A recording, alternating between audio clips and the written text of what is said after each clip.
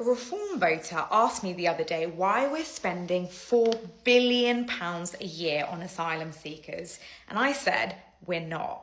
I'm an immigration lawyer and asylum isn't my area, but I can read a set of government figures. And that £4 billion number is one of the most misunderstood in British politics right now. So let me walk you through where it actually goes. Let's start with the asylum seeker themselves.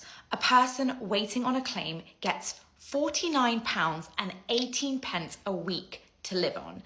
And if their accommodation provides their meals, that drops to £8.86 a week. £8.86.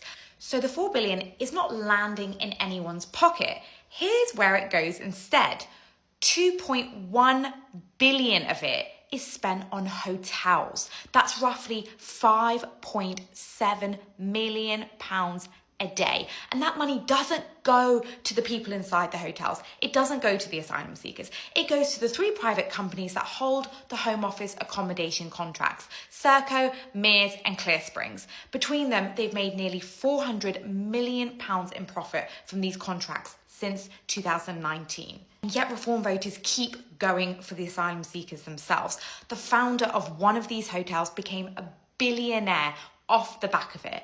Now, here's the bit that as a lawyer actually frustrates me because it's a rules problem and it's fixable. A hotel is the most expensive possible way to house anyone long term. Think about it. So why are people sitting in them for months and months and sometimes years?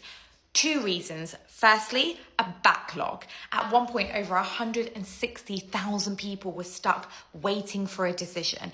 Even now, there are tens and tens and tens of thousands of people waiting for a decision as to whether their asylum claim have been approved or not. And a separate appeals backlog has ballooned to around 80,000 cases, with the average appeal taking well over a year to be heard. Every one of those weeks is a week the government is paying to house somebody. The delay is the cost. And secondly, this is the part almost nobody I've heard mention. Asylum seekers are banned from working while they wait unless they get special permission. For over 20 years, the rule has been you cannot work until you've been waiting more than 12 months. And even then, only in a tiny list of jobs are they permitted to carry out work.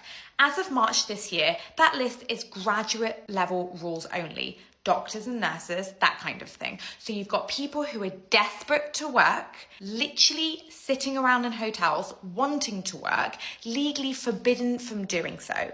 Being housed at £5.7 million a day because the system won't decide their case and they won't let them earn in the meantime. This is a choice. The contracts themselves were meant to cost around £4.5 billion over 10 years. They're now projected at over 15 billion. So the next time someone tells you the man in the hotel is bankrupting Britain, here are the 2 questions I'd ask back. Who signed a contract that's tripled in cost? And why are we paying to keep someone idle in a hotel instead of letting them work? Because that's not generosity. It's not the asylum seekers doing. It's a system that's been left broken. Save this for the next time the £4 billion headline comes up and send it to someone who's ever heard the number and never really the breakdown. And tell me in the comments, were you ever told where the money actually goes?